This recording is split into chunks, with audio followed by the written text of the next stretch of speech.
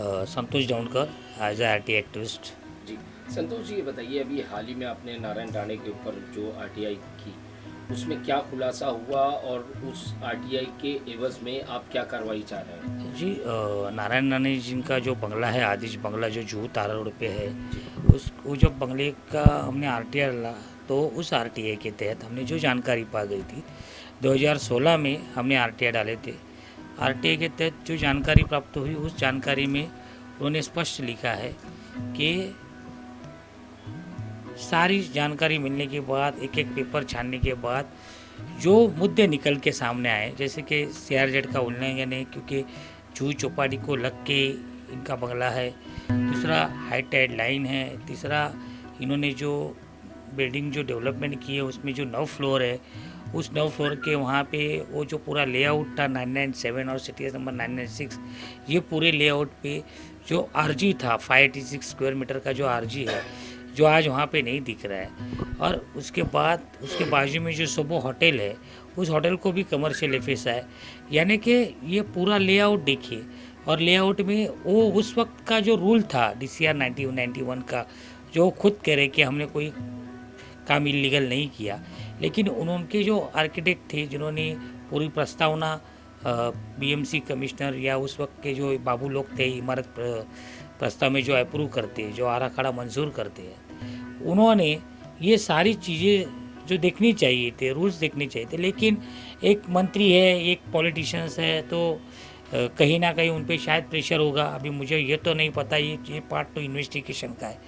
लेकिन हमने जो देखा गया, पाया गया, उस आरटीआई के अंतर्गत जो जानकारी प्राप्त हुई उसके हिसाब से हमने एक तकरार और एप्लीकेशन किया। वो तो हमने 2016 में किया था, 25 जुलाई 2016 में, जिसमें हमने बीएमसी को लिखा था, जिसमें अपने ये सीआरजेड जो पर्यावरण विभाग है उसको लिखा था कि भाई ये जो बिल्डिंग है और इन्हें जो दिया गया आज के तारीख में जो एफएसआई है, उस एफएसआई का पूरा उल्लंघन हुआ है, क्योंकि DCR 91 के तहत अगर उनको एफएसआई या सीआरजेड का परमिशन होता तो उनका 4 मंजिला या 5 मंजिला तक जाता था, लेकिन आज उस सब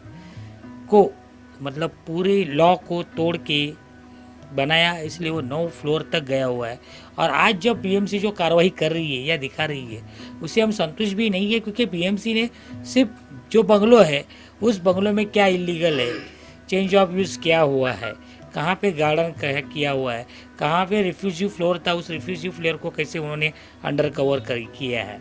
बेसमेंट है उस बेसमेंट को किसे अंडर कवर किया है, ये सारी छोटी मोटी चीज़ देख के बीएमसी कार्रवाई कर रही है। लेकिन हमारा मुद्दा ये था कि पूरा लेआउट ही गलत है। उस लेआउट के हिसाब से कोई भी डेवलपमेंट या कोई भी बिल्डिंग जो है उसके लेआउट के हिसाब के अकाउंटेबिलिटी लेके एफएसआई दे के बनती है,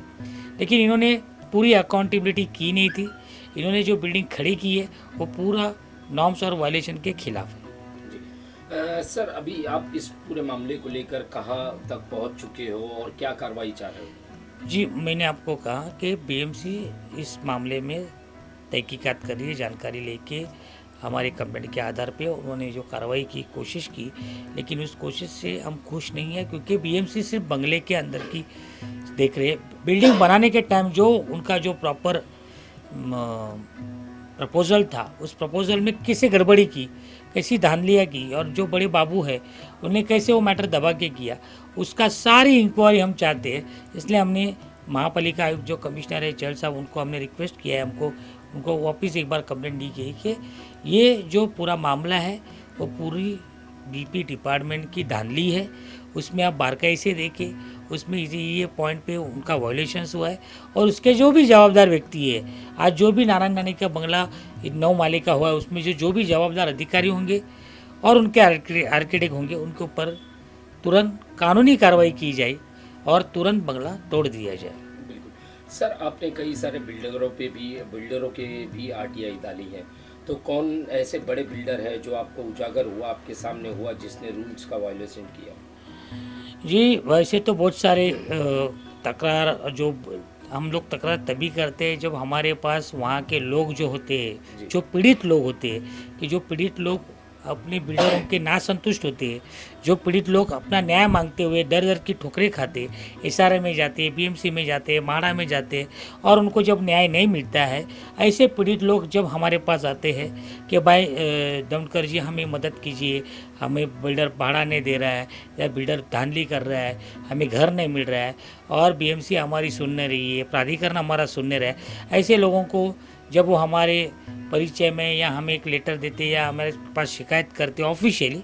उसके बाद ही हम उनके खिलाफ उनकी जांच में जान लेते हैं और आरटीआई डाल के उनको भी आरटीआई का एडवाइस करते हैं, मार्गदर्शन करते हैं कि किस तरह से आरटीआई किया जाना चाहिए, किस तरीके से सूची लेनी चाहिए और कौन कौन से मुद्दे पे दिखना चाहिए। ऐसे सारी जानकारी देने के बाद जो बड़े बड़े बिल्डर है वो किस तरह से बुकन हड़प करते हैं, किस तरह से बाबू के साथ साठगांठ रहती है और अपने को बेनिफिट हो, सिर्फ बिल्डर को बेनिफिट हो, रियाब को बेनिफिट न हो और रियाब के लोग वैसे के वैसे रहे और सेलेबल बड़ी होके अपना माल कमाए। ऐसे जो बिल्डर है, बहुत सारे बिल्डर है, कितने कितने के नाम लूँगा, लेकिन अभी फ़िलहाल में जो एक नज़दीक का जो मैटर चल रहा है वर्ली का, उसमें भी सुधाकर शेट्टी जैसे बड़े बिल्डर है, ओबेरॉय जैसे बड़े बिल्डर है, उन्होंने बहुत सारी धांधलियाँ करके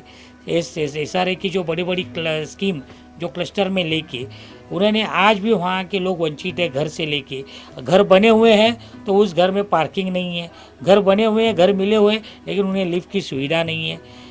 यानी सारी चीज़ सिर्फ घर देना यही उनका एक मसला रहता है, लेकिन ये गलत है क्योंकि डीसीआर और रेगुलेशन में ये कहा गया है कि घर जो होना चाहिए, घर में खिड़की होनी चाहिए, हवा आनी चाहिए, वो धूप आना चाहिए, ये सारी चीज़ें रहती है। लेकिन हमारे यहाँ पे जो लॉबी है वो बिल्डर लॉबी, बिल्डर के साथ साठगांठ करके गरीबों के घर जो है वो एक ऐसे कोने में खड़े कर देती है जिनकी ना सुविधा मिलती है, ना पार्किंग होती है, उनके रोड ख़राब होते हैं, उनकी जो गटर नालियाँ वो रहती है, बिल्डिंग होने के बावजूद भी उनको तकलीफ़ होती है, टेरेस पे जाने को रास्ता नहीं रहता है, लिफ्ट जो रहती है छोटी रहती है, बड़े बड़े बिल्डिंग बनाते हैं, 40-40 माले का स्लम हो रहा है, लेकिन जो स्लम ग्राउंड का था आज वो 40 माले तक जाने के बाद भी लोग ना संतुष्ट है। फिर ऐसे लोगों के खिलाफ हम एफआईआर लेना या जानकारी से जो भी सच्चाई सामने आती है कानून के तहत, यानी जानकारी लेने के बाद जो कानून के तहत जो भी होता है वो हम लीगल प्रोसेस करते हैं। जी सर, मैं विल्सन कॉलेज के बारे में जानना चाहूँगा। विल्सन कॉलेज के ऊपर भी आपने कुछ आरटीआई डाली, कुछ चीज़ें आपके सामने आई, क्या है पूरा मामला? जी, विल्सन कॉलेज में ये देखा गया है कि वहाँ पे एक एड्रूस हॉस्टल था जो कि बॉयज़ हॉस्टल था और उस बॉयज़ हॉस्टल को आज वो क्लासरूम बनाना चाहते हैं। उनकी एक खुद की सोसाइटी है, उनका एक खुद की ट्रस्टी है। आप देखेंगे कि विल्सन कॉलेज एक हेरिटेज में आता है जो कि एक बम्बई की शान है, क्योंकि गिरगांव चौपाटी की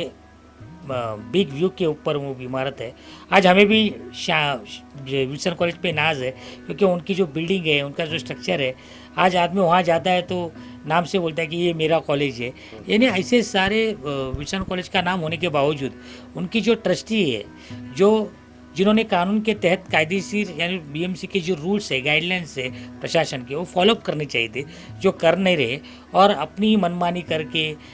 तोड़ फोड़ बहुत सारी बिल्डिंग के जो आज आप देखे होंगे कि हेरिटेज बिल्डिंग में जो स्ट्रक्चर होता है वो दीवार जो रहती है वो एक ईंट की नहीं रहती है, 3-3 ईंट या 4-4 ईंट की रहती है। यानी पूरा हेरिटेज मामला है ये, C1 कैटेगरी का हेरिटेज प्रोजेक्ट। तो उसको अगर कुछ भी डेवलपमेंट या रिकन्स्ट्रक्शन करना होता है तो उनको ऑफिशियल परमिशन लेनी पड़ती है, जो कि आज के तर्क में उनके पास नहीं है। ना ही उन्होंने बीएमसी में कोई रेगुलेशन के लिए प्रस्ताव डाला था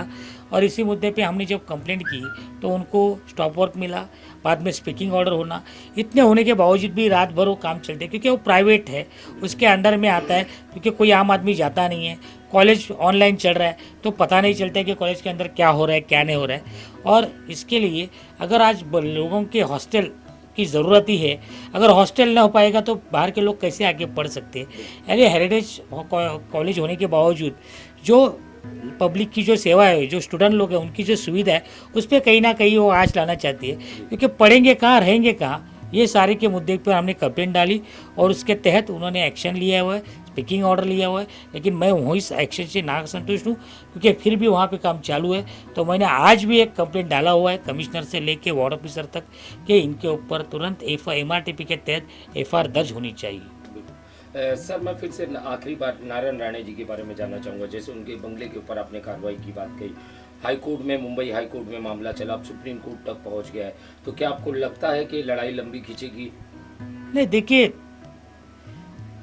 लड़ाई लंबी या छोटी क्योंकि उसे मानना नहीं केंद्रीय पड़ता है। मंत्री होने के नाते भी देखिए, उनके केंद्रीय मंत्री है, हमारा भारत देश जो है वो लोकशाही को मानने वाला देश है। हमारे यहाँ पे नेशनल जस्टिस की एक प्रविधान है, प्रिंसिपल जस्टिस है। ये ऐसा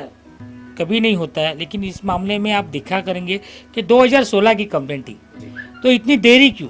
यानी कुछ तो गड़बड़ ज़रूर है, या उस वक्त के अधिकारी लोग ने अगर ये उस वक्त ही किया होता तो शायद ये मामला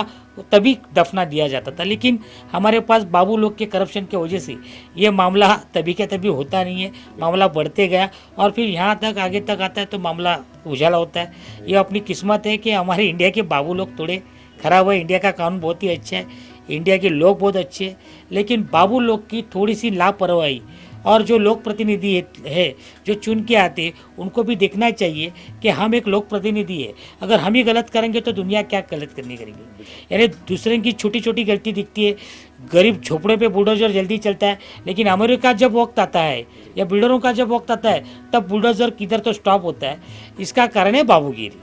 इसमें छोटा बाबू नहीं, उसमें बड़े बाबू भी है, आईएएस भी शामिल है, क्योंकि अप्रूव तो आईएएस ही देता है, एक कमिश्नर ही उसको अप्रूव करता है। फिर अप्रूव देने के टाइम कमिश्नर को पता चलता है कि ये किसका घर है। तो छोटे बाबू को सिर्फ बोलना और बड़े बाबू को छोड़ना ये गलत है।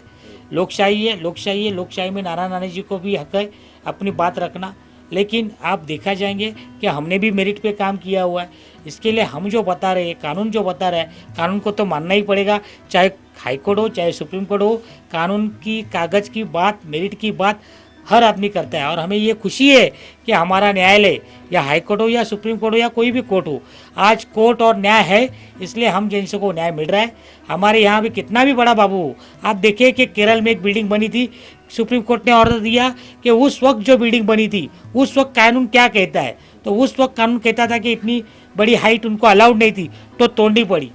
यानी कानून सच्चाई की राह पे चलता है, चाहे कोई भी कोर्ट हो। उसी तरह जिस वक्त नारायण राणे जी का बंगला बना था उस वक्त कायदा क्या कहता था, उस वक्त का कानून क्या कहता था, उसी मध्य पे नजर हुए ये हमें न्याय दिया जाएगा। Thank you sir.